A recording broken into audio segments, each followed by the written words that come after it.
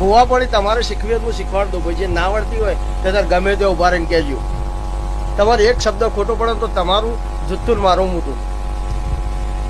એક જ વાત કરવાની, તાર કુટુંબમાં રાગ નહીં. આખી જગતમાં ડુંગુમીનો સોય રાગ નહીં. અને આ મુદ્દો કોઈ દાડો કોઈ ભૂવાનો ખોટો નહીં પડે. તારે કહેવાનું ગમે તે કોઈ ગુસ્સા હો.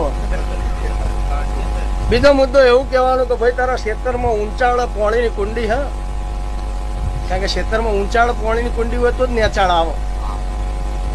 નેચાળ કુંડી હોય તો ઊંચાળ પોણી જાય નહીં. એટલે એને કહેવાનું ભાઈ તારા ખેતરના ખૂણો જ કુંડી હોય અને ઊંચાળ જ કુંડી હોય. એને એવું કહેવાનું તાર કુંડી ભાજી જેલી હે ભાઈ. એટલે કહ્યું કે હા.